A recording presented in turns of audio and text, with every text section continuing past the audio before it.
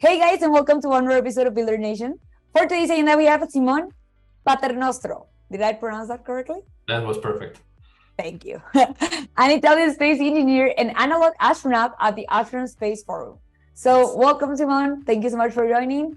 No, thanks to you for the invitation. Really appreciate it.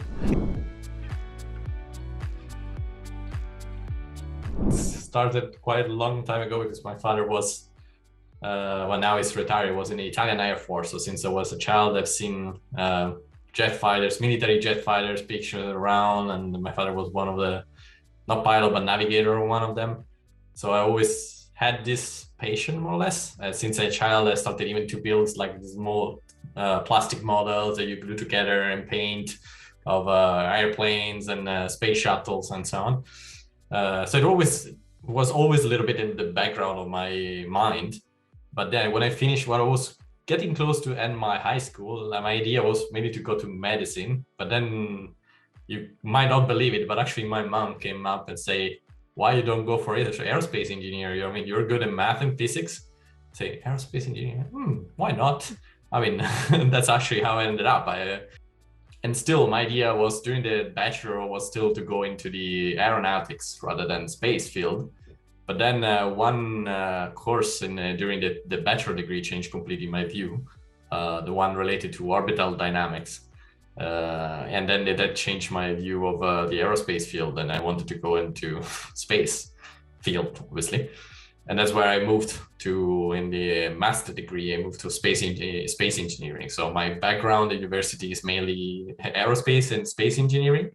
After these two degrees, I continue with one more master degree, because in Italy we have a slightly different system that we have in other countries. So we have bachelor degrees of 3 years, a master of 2 years, and then you can do either go PhD or you can do a second level degree master. It's only 1 year. So I did also that one in space engineering system, space transportation systems. And after that, I moved to UK for a PhD in satellite navigation systems, where I spent like 3 years and a half there on a PhD. It was a very good project. We were like 13 researchers in the same team, because we were in a project. It was a collaboration between the University of Nottingham and the European Union. Then finished my project there. I found a position in the Netherlands, and this was related to the management and coordination of the execution of experiment on board the ISS. So now I'm coordinating with these. I'm a contractor for the European Space Agency. So I work for an Italian company called Telespazio, and there I'm coordinating the different teams that have to work on the development and integration of payloads on board the space station for the European Space Agency. I mean, you at the end of the day, you ended up being a doctor. I mean, maybe not in the medical field, but you are a doctor indeed. Yeah, exactly. I mean, after all the masters. And how did you end up in the Austrian Space Forum and related with Dr. Gernot? Yeah, that's another interesting side story, because we were in UK in the university with the other colleagues from the PhD, and we were just chatting about astronauts, the astronaut selection. So we say, okay, let's give a look when is the next, or if there are any news about the next astronaut selection from the European Space Agency, because I was interested in participating in theory. But then by chance, it was the right time in which the Austrian Space Forum was making a call for analog astronauts. So they were looking for analog astronauts to join their organization for incoming missions. So I applied. At that time was end of 2014, beginning of 2015. Unfortunately, at that time, I was not selected as an analog astronaut, but I really liked the organization. And so since then, 2015, I joined their mission. I was part of their flight control team that they have in Innsbruck. And but then also in 2019, I think, they made another call for analog astronauts, because they wanted to expand the number they had. So they said, okay, let's give it another try. I mean, what could happen again? Worst case, if I'm not selected, I'm still part of the organization in any case. Totally. But the second time is a charm. So then actually I was selected. Okay, so in a few words, if we can put it like that, an analog astronaut, if I understand that correctly for our audience, it's someone who is not placed in a rocket and not going to Mars, but is placed in a difficult environment here on Earth in a simulator suit. Am I correct? Well, it depends on the setup. So there are different organizations, or even the space agencies that are doing it. So it depends on what the organization or the agency wants to achieve, what kind of let's say challenge they want to face. And I'm curious to ask about the process of being an analog astronaut.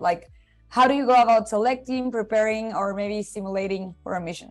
A lot it depends on the organization. Like as I said, for the Austrian Space Forum, they organize the mission each time in a different place, because we don't have our own habitat, like for the Lunares or the MDRS from the Mars Society.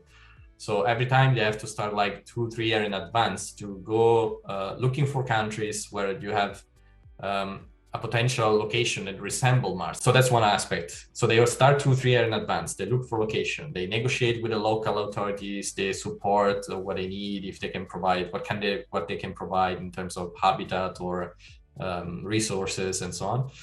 And then they have to make a call for international institution, university that would like to do an experiment. So they can propose universities or research projects. They can propose their concept. And then they select the list of experiments that can be performed during the mission. And then they invite APIs to provide all the information, the hardware, the procedure, and then we train the astronauts before the mission to get familiar with the equipment. And then during the mission, they perform the experiment as planned by API. So they have to do a certain number of runs of each experiment. And I know that you joined in 2019. So tell me something about your role. I know that the title is multi-center for the ISS. So what does that mean? Okay, so in 2017, I started a first position, because I had 2 positions in here in the Netherlands. The first one when I arrived. Then in 2020, I switched position, but within the same team. So in the first one was called multi-increment payload planner. In that time frame, I was working always in the coordination of preparation of the experiment. But then in 2020, I moved to the position of what is called payload integration manager. In that case, instead of focusing on a time frame, the payload integration manager instead is coordinating a certain set of experiment. We coordinate all the different teams that have to work on the experiment in order to be ready, launched, and perform on the station. Last but not least, I have a couple of questions left in order to finish this interview.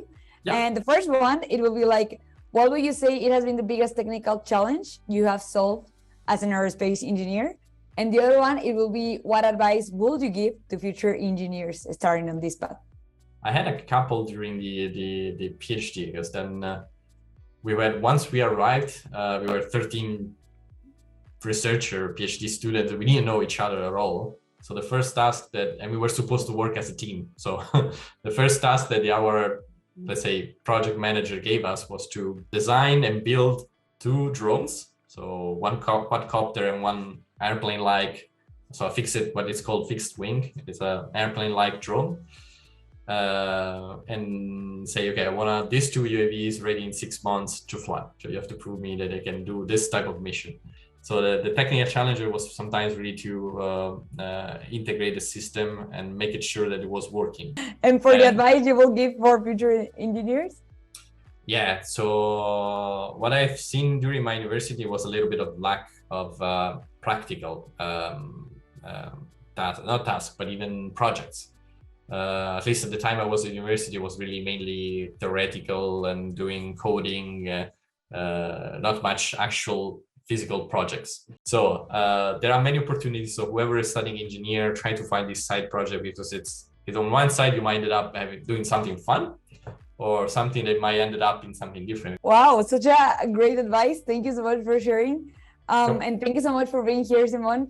Do you mind, sharing where can people find you, where can people follow you, or the organization as well?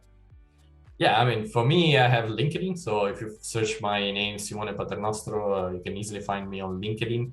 I have also a Twitter account. I think it's called Astro_sim and the number 1. That's the account that I use for the Austrian Space Forum to advertise whenever we do the missions. And then, as I mentioned, these organizations you can find, but it's enough to search Austrian Space Forum or Space Generation Advisory Council, and you will find the website. Perfect. Thank you so much. We will make sure to follow you guys there. And remember, guys, that you can also find more information, interesting articles, interesting interviews, just like this one, directly on our website, controlhub.com/builder-nation. We would love to hear from you. And once again, Simone, thank you so much for taking the time. Thank you so much for sharing your experiences, your advices, and hopefully we'll get to connect soon. Thanks to you, Lisa. It was a real pleasure to meet you, and all the best.